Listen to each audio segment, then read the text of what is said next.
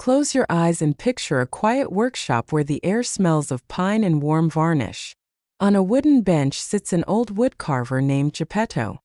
He lives simply, carving little boats and dancing animals, but every night, when the candle flickers low, he whispers the same wish. If only I had a child to share this life with. One evening he lifts a special piece of wood and begins to carve. Bit by bit a small boy appears. A round forehead, bright eyes, a quick smile, arms ready for hugs, legs eager for running. Geppetto smooths the brow and says, "Your name will be Pinocchio. You shall be my son." Moonlight slides across the floor like silver water. A gentle presence fills the room, soft as a lullaby. Light brushes the wooden boy's cheek. Pinocchio's eyes flutter open. He blinks, sits up, and looks at the man before him. "Father?"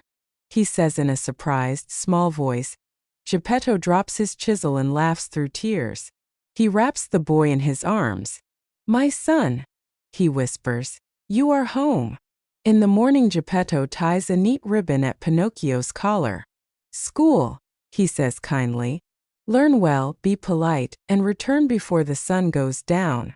Pinocchio nods, determined to make his father proud.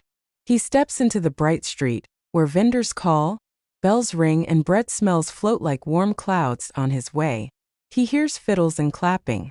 A puppet theater throws colored shadows on a curtain. Pinocchio only means to peek, but the music pulls him on a string of wonder. The curtains part. The audience gasps. A puppet without strings. Pinocchio twirls and taps. His wooden feet sound like rain on a roof. For a moment he feels loved by everyone at once. When the show ends, the theater master frowns. "Stay," he says. "You'll make me rich." Pinocchio looks toward the door, toward home. "I have a father," he answers. "He will worry." The master sighs and waves him away. "Go then, little miracle, but remember, stages call back." Outside, cool air calms his warm cheeks. A familiar, tender glow keeps pace beside him. "Did you go to school?" asks the gentle voice. Pinocchio hesitates, wanting so badly to be good. "Yes," he blurts. His nose gives a tiny push forward. He touches it, startled and ashamed. "Little one," the voice says kindly, "lies grow like branches. Truth keeps you light." The odd length fades. Pinocchio nods, cheeks hot. "I'll do better," he whispers. He tries. He greets neighbors, carries a basket for an old woman, and shares his bread with the stray cat. Yet the world gleams with shortcuts and shining promises. On a path lined with poplars he meets a fox with a velvet smile and a cat with glittering eyes. "Fortunate boy," says the fox. "Do you want your few coins to grow? Plant them in the wonder field," purrs the cat. "By morning you will harvest gold." Pinocchio thinks of Geppetto's patched coat and the candle that is always half burned. A tree of gold could fix everything. He buries his coins exactly where they point, then lies under the stars dreaming of warm boots and bright windows. Till dawn he finds nothing but flat earth and wind-stirred grass. No coins, no tree, no kindly guides. Tears prick his eyes. He wanted to help. He wanted to be clever and good. A thin chirp interrupts his sorrow. A tiny bird is tangled in a hunter's net. Pinocchio kneels and works the knots with patient fingers. The bird trembles, then bursts upward like a spark into sky. A warmth settles in Pinocchio's chest, quiet, steady, and different from applause. Doing good, he discovers, feels good all by itself. Days pass. Children his age invite him to the land of play, a place where every day is a holiday and candy shops open like flowers. No lessons, no chores, only games. Pinocchio runs and laughs until he forgets the smell of pine shavings and the way Geppetto hums when he carves, but joy without duty wears a mask. His ears begin to itch and stretch into long, silly shapes. A tail flicks at his back. "What's happening to me?" he cries. Laughter dies. The land of play shows its hidden rule.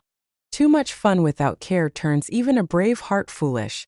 Shame heavy as wet clothes, Pinocchio wishes for a second chance. Mercy, quiet as dew, settles over him. The long ears ease, the tail slips away. He is himself again, wobbly, wiser. The gentle presence murmurs. Joy is real when it walks beside kindness and work. He runs home. The house is quiet. A fisherman on the shore points to the gray horizon. Your father took a small skiff, he says. He went looking for a boy made of wood. The sea is rough, the sky smells like rain. Father, Pinocchio whispers, and the word hurts more than any lie. Without thinking, he wades into the surf and swims. Waves lift and drop him like a leaf. Night folds and unfolds. At last a vast shadow moves beneath him, wider than a barn, older than a mountain. A whale. The world turns blue and thunderous as a cavern. One enormous gulp, and Pinocchio slips into darkness lit only by his courage. Inside the whale's belly, amid ridged walls and drifting seaweed, Geppetto sits beside a broken skiff. He looks thinner and gentler, both smaller and larger at once. Father! Pinocchio cries, and Geppetto opens his arms. My boy, Geppetto says, holding him close. You came. They rest then plan. We must make the whale sneeze, Pinocchio suggests, remembering a silly story. They gather driftwood, start a careful little fire, and fan smoke toward the great throat. The belly rumbles. The sea itself inhales. Hold on, Geppetto warns. Achoo! Booms the world. Water hurls them into daylight. They bob on white-topped waves, coughing and laughing, half crying, half singing. With bits of their skiff and strong strokes of their arms, they reach the shore as the sun lays a gold road on the water. Home smells sweeter than ever. Pinocchio brews tea the way Geppetto likes, and Geppetto rubs oil into Pinocchio's scuffed shoes as though they were the finest leather in the world. I'm sorry, Pinocchio says. I wanted to be clever and brave. I forgot the bravest thing is to tell the truth and come home. That night the tender glow returns, no longer only a voice, but a warm light standing by Pinocchio's bed. You stumbled and learned, it says. You were afraid and chose courage. You lied and chose truth. A real boy is not made by wood or string, but by the heart that beats inside. Light soft as feathers wraps him. He feels warmth in his fingertips, a quick pulse at his wrist, the steady tick of a living heart. When the glow fades, Geppetto looks across the room and sees, not a puppet but a child. His child. They meet in the middle, laughing and crying at once. My son, Geppetto whispers again, and the word sounds like music. Days settle into kind rhythms. Pinocchio rises early to sweep the shop, learns his letters at school, and returns to carve small animals that almost look alive. He still stumbles now and then. Temptation still knocks. But truth feels lighter, and kindness fits like a favorite coat. When he forgets, he remembers faster. When he errs, he apologizes sooner. Sometimes they speak of the sea. Were you frightened? Pinocchio asks. Geppetto smiles. Yes, but love rose straighter than fear. And lies. They are heavy, Geppetto answers, tapping Pinocchio's chest. A heart travels farther without them. Evening brings their favorite time.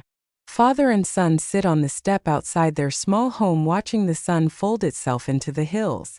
The air smells of bread and pine and the faraway salt of the sea. Pinocchio leans his head on Geppetto's shoulder and listens, to crickets, to the town's soft chatter, and to the quiet voice inside that once saved him from himself. Father, he asks, will I always know what is right? No one always knows, Geppetto says. But if you listen for truth, courage, and love, you'll find your way back, even from far places. Pinocchio closes his eyes. He remembers the little bird rising like a spark, the poplar road where promises glittered, the noisy theater that smelled like sugar and sawdust. He remembers the moment the whale sneezed them into the light. Most of all, he remembers Geppetto's arms, warm and certain. And if you are listening, little dreamer, you can feel it too, the small, brave rhythm that helps a child grow.